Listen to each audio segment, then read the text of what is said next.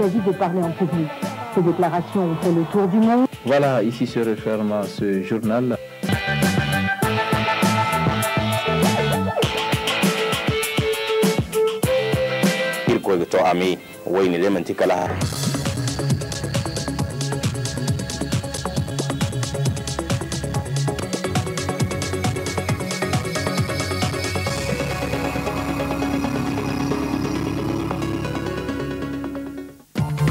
L'exode des femmes, quel impact pour l'éducation des enfants? C'est le thème d'une conférence publique initiée ce matin par l'Agence nigérienne de lutte contre la traite des personnes.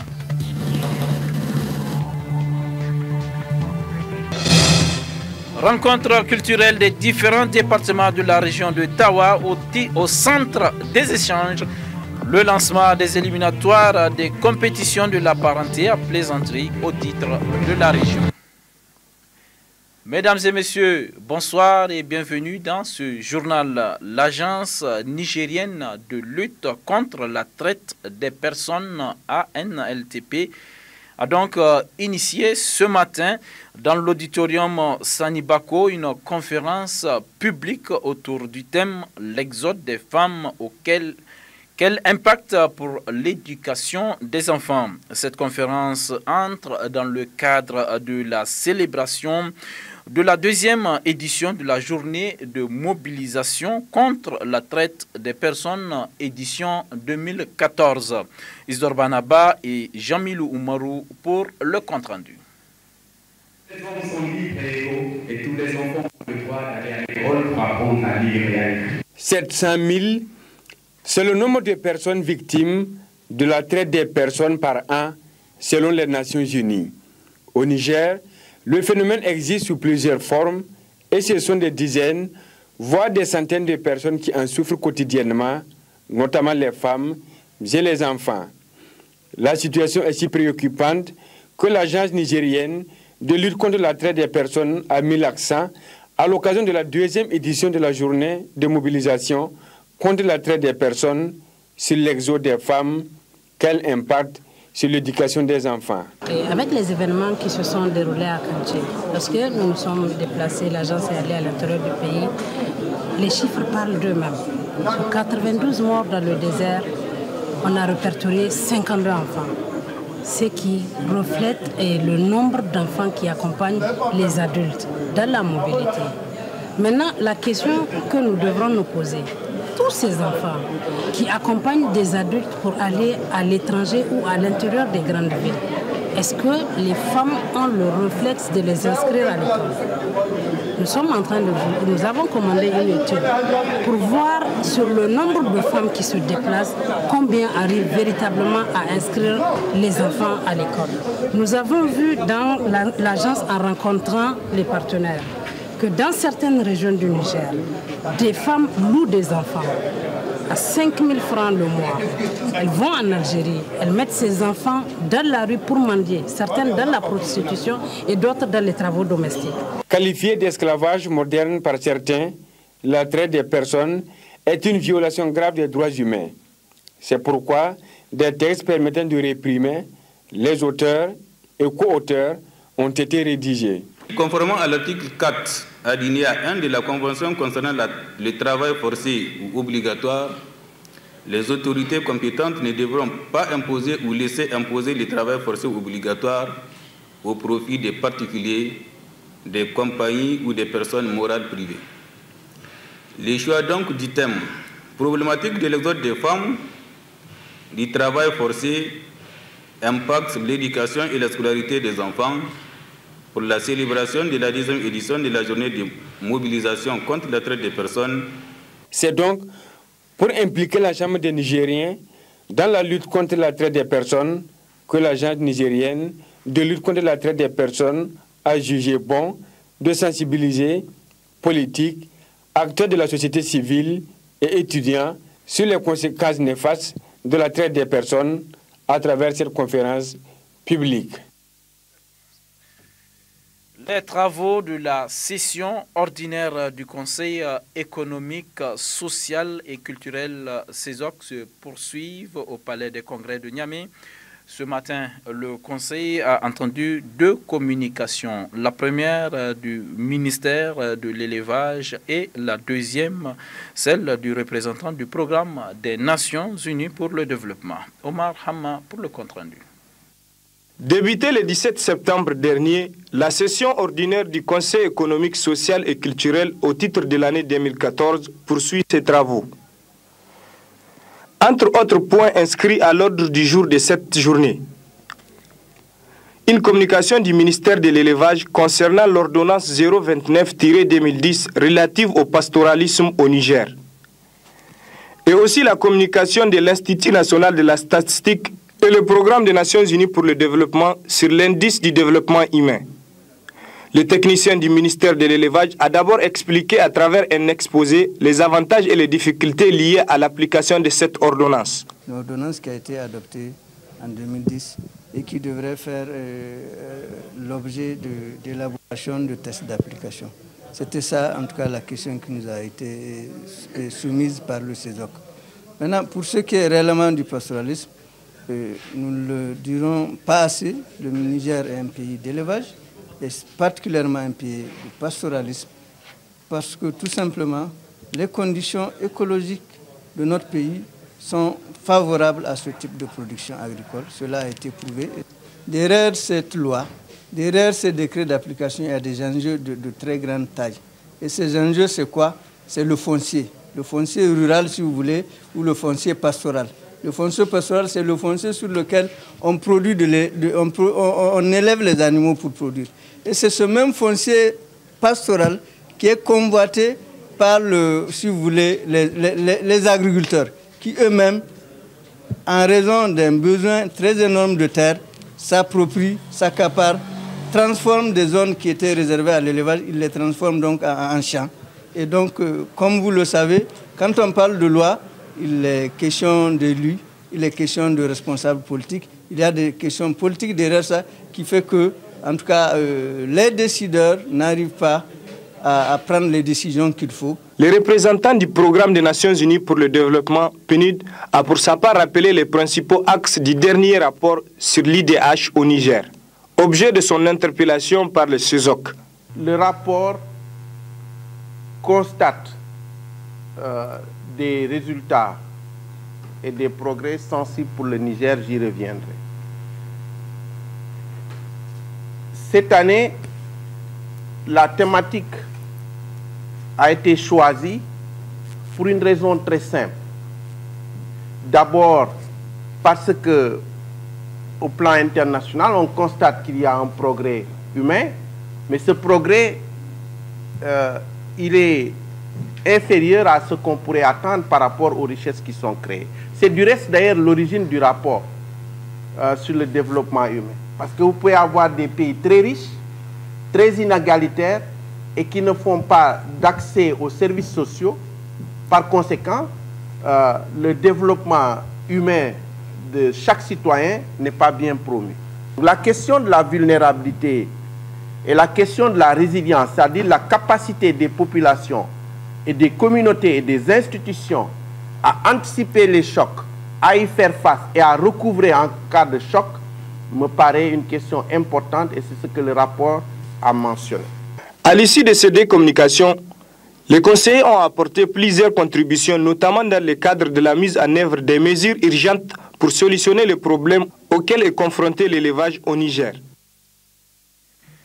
Les travaux de construction de la tribune officielle de Dosso avancent à une cadence normale et devaient être réceptionnés dans le délai requis conformément aux engagements entre l'État et l'entreprise Yahya Ousmane.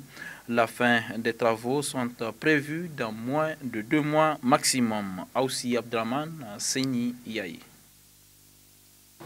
C'est à partir de cette tribune en construction que les festivités du 18 décembre prochain seront lancées par le président de la République. Un chantier qui avance à un rythme normal malgré certains désagréments causés par la pluie. Après la mise en place des infrastructures de base, l'heure est présentement à la phase de remblage et à la pose des piliers devant servir de support à la toiture, comme nous explique le chef de chantier. Des fermes, donc Ils sont de plusieurs sortes. Donc vous avez des fermes F1, des fermes F2, des fermes principales. Donc ferme principale F1, ferme principale F2, ensuite des fermes secondaires. Voilà, donc ces fermes-là, nous avons les fermes principales qui sont 2, ensuite les fermes secondaires, puis les fermes F6 et les fermes F6, F5, F6, F7, donc qui sont jusqu'à 6. Donc ce sont ces fermes-là qui seront placées au niveau donc, de la charpente, et c'est ça qui permet de faire le toit. Voilà, c'est sur ça donc que sera posée la tôle. L'entrepreneur affirme qu'aucune inquiétude ne plane sur le parachèvement de la construction de cette tribune officielle et que ce chantier sera réceptionné dans moins de 2 mois, c'est-à-dire avant la fin du mois de novembre prochain. Ça avance jusqu'à 65% maintenant. On a jusqu'à 65%. Le jour qu'on a signé le contrat, pour 4 mois. Inch'Allah, 4 mois, ça va venir, on a fini notre travail. On va donner votre place. On va faire votre fête. Inch'Allah. 2 mois pile devant nous. Il y a 2 mois devant nous. Les papiers qu'on a signés, maintenant, il y a 2 mois. Avec l'avancement des travaux sur tous les chantiers prévus pour la fête tournante du 18 décembre, le Nigérien le plus sceptique est aujourd'hui rassuré des promesses tenues par les plus hautes autorités de la République. Des promesses qui se matérialisent en actes concrets. Opération de salubrité ce matin au cimetière musulman du 5e arrondissement de Niamey, initiée par le collectif des clubs et FADA à travers la fédération Nakowa. Objectif, rendre propre nos dernières demeures. Compte rendu Omar Alassane et Issa Hassan. Rendre propre les cimetières qui constituent nos dernières demeures. Tel est l'objectif visé par la fédération Nakowa, qui regroupe les clubs et FADA de l'arrondissement communal Niamey 5, à travers cette opération de salubrité qu'elle a initiée au niveau du cimetière musulman du dit arrondissement. Une activité qui cadre bien avec la mission que s'est assignée cette fédération. La fédération Nakowa, c'est le regroupement de tous les FADA et clubs du 5e arrondissement. Nous avons initié cette activité, c'est dans le cadre d'avoir une pensée positive à ceux qui nous ont dévancés, parce que tôt ou tard nous allons nous aussi les rejoindre. Et c'est une activité qui est recommandée par notre religion. Donc c'est dans le cadre aussi de faire revivre notre culture islamique. Et c'est dans ce sens que nous avons inscrit ça dans les activités donc, de notre programme. La fédération Nakowa, dans cette opération de salubrité, a bénéficié du soutien logistique de la mairie. Le soutien que nous avons eu, il y a de bonnes volontés qui se sont manifestées, qui nous ont aidés, parce que généralement on passe les messages au niveau des différentes mosquées, et au niveau de bonnes volontés. Et maintenant nous avons reçu, surtout du côté de la mairie, les matériels aléatoires que les gens sont en train de travailler avec. Et nous avons énormément de problèmes dans ce sens, parce que nous lançons un appel à toutes les bonnes volontés qui peuvent nous venir en aide. De telles initiatives doivent être saluées et encouragées et requièrent la participation de tout un chacun pour un bon entretien de nos cimetières.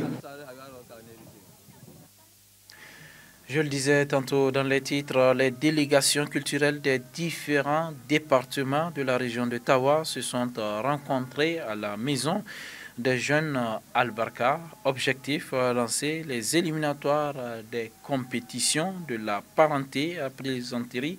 C'était en présence du secrétaire général adjoint de la région de Tawa. Le compte rendu de Asman Amadou.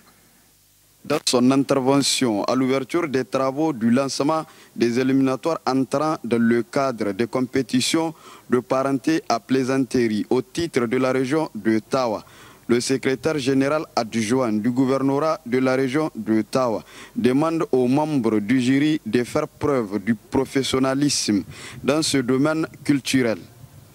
Être objectif afin de choisir les artistes compétents qui vont représenter la région au niveau national aux compétitions de parenté à plaisanterie prévues en octobre prochain à Niamey. Assouman Abarchi, membre du comité d'organisation, se prononce sur les objectifs visés et les mesures qui ont été prises au niveau de la région de Tawa au profit d'un bon résultat dans ce domaine culturel. Les objectifs de la parenté à plaisanterie visés par le gouvernement, c'est d'unir les Nigériens, de montrer la cohésion qu'il y a entre tous les Nigériens pour que l'unité nationale se renforce. Voilà le premier objectif. Pour le moment, nous sommes pour les éliminatoires donc régionales. Tous les départements sont représentés avec la ville de Tawa, c'est ce que nous assistons. Maintenant, au niveau national, parenté à plaisanterie elle-même durant un mois, du 17 octobre au 17 novembre. À l'issue du concours qui sera lancé à Niamey, le 17 octobre, où toutes les régions seront représentées, maintenant les troupes qui seront retenues, les troupes lauréates, vont faire la mission dans le Niger pour montrer notre richesse. Et ce n'est pas un fait de hasard, parce que vous savez que la Tabaski elle-même, elle parviendra, Inch'Allah, vers le 5-6 octobre. Donc, et la parenté à plaisanterie en elle-même, elle se joue au moment de la Tabaski. Donc, vous voyez, c'est donc l'utile qui est joué à l'agréable. Mon appel, c'est un concours, donc il y aura un gagnant, mais les autres ne sont pas perdants. Parce que vous voyez, c'est la liesse à Tawa. Tout le monde est là, on rit, on rigole.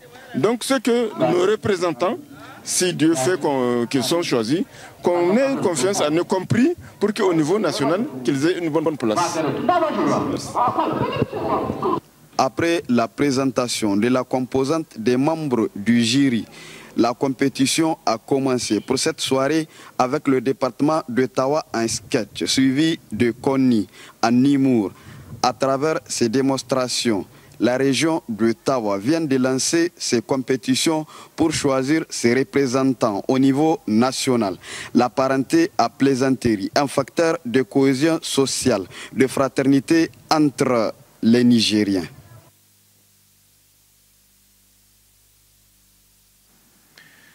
La 50e édition de la cure salée tenue le week-end dernier à Ingel a offert l'opportunité à certaines ONG de mener des activités relevant de leur domaine respectif. C'est le cas d'Animas Soutoura, pionnier du marketing social au Niger. Ramédé Alassane. Opérant depuis bientôt une décennie sur l'ensemble du territoire national, Animas Soutoura est pionnier dans le secteur du marketing social au Niger. Avec le concours de l'État, des partenaires techniques et financiers et des populations, ce projet s'est investi dans la production et la commercialisation de certains produits, la fourniture de supports, la sensibilisation ou mieux encore, l'appui conseil relativement à la maladie du sida, à la planification familiale ou à la purification de l'eau. À la Chrysalide d'Ingal, Animas Soutoura a animé un stand sur l'espace officiel réservé aux expositions en faisant étalage de toute la gamme de produits en promotion, notamment les préservatifs Foula, les contraceptifs Soutoura et les produits de purification de l'eau à Katab. Ok, vous n'êtes pas sans savoir qu'Animas Soutoura, depuis 10 ans, participe à ce grand festival national et plus même international. Et bien, nous sommes là et nous avons notre stand ici dans le stand officiel prévu à cet effet. Naturellement, nous avons amené toute une gamme de produits ici à travers nos 3 produits, le condom Foula, la pilule Soutoura et le produit de traitement d'eau à Aquatap. Vous êtes en train de voir avec moi que derrière moi, l'engouement suscité par notre stand et je pense que les gens vont continuer à venir nous visiter. Les messages sont clairs. Nous avons d'abord les messages liés au planning familial, à la contraception et aux produits de traitement de l'eau aquatable. Donc vous n'êtes pas sans savoir qu'aujourd'hui nous sommes surtout cooptés envers le planning familial parce que le Niger a le plus fort taux de natalité. Et naturellement nous avons amené toute une gamme de remèdes pour essayer de réduire ce taux élevé, sinon même le plus élevé au monde. Sur le site, Animas Soutoura a organisé des séances de sensibilisation et de promotion des produits sur divers espaces communautaires à travers des sketchs et des débats publics interactifs avec le concours précieux de la troupe théâtrale du projet, des prestations des troupes musicales et d'animation locale et des infatigables vendeuses ambulantes visibles sur tous les coins et recoins du site de la cure salée. Des collations ont été offertes aux récipiendaires ayant répondu aux questions se rapportant au planning familial, au sida ou à l'utilisation des produits de purification de l'eau aquatable. La mobilisation des festivaliers et l'engouement suscité autour des activités menées par l'équipe d'Anima Soutoura sur le site de la cure salée dénotent de l'intérêt que portent les populations relativement aux questions de prévention se rapportant à leur santé. La cure salée d'Ingel a également servi de cadre à la coordination des jeunes entrepreneurs pour la Renaissance Crégie afin de faire de la cure salée une fête propre sans déchets plastiques. Retrouvons Ramide Alassane.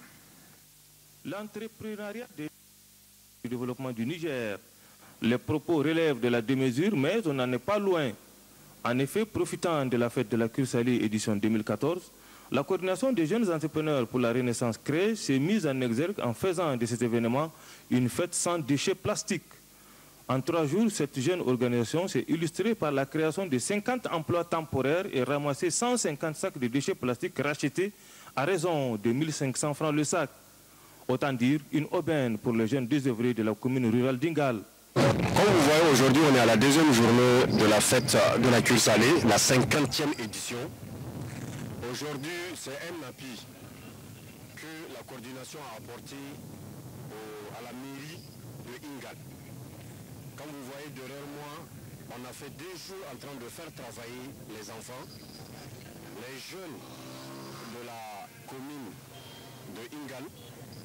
Dans 2 jours, la coordination a ramassé environ 70 sacs de plastique. Et c'est sur ce qu'on a décidé cette année d'apporter notre contribution, qu'elle soit financière, morale et physique, pour apporter notre soutien au programme de renaissance du président de la République, son Excellence Al-Haji Mohamed Issouf. Notre contribution, c'est de faire une fête sans plastique. Et si vous avez constaté, depuis hier, le tribunal officiel, la ville de Ingal, le site de la fête est typiquement propre et un site sans plastique. Donc c'est ça l'objectif de notre mission cette année. C'est une jeune structure qui est en train d'apporter son soutien au programme de la Renaissance. Et le programme de la Renaissance, c'est ensemble et c'est maintenant. Signalons que les 150 sacs de déchets plastiques collectés lors de cette opération ont été remis aux autorités municipales de la commune rurale d'Ingal, faisant du coup de la coordination des jeunes entrepreneurs pour la Renaissance des patriotes véritablement engagés pour le développement du pays à travers la création d'emplois. Voilà, ici se referme ce journal. Merci de l'avoir suivi. Excellent début de semaine à toutes et à tous. Au revoir.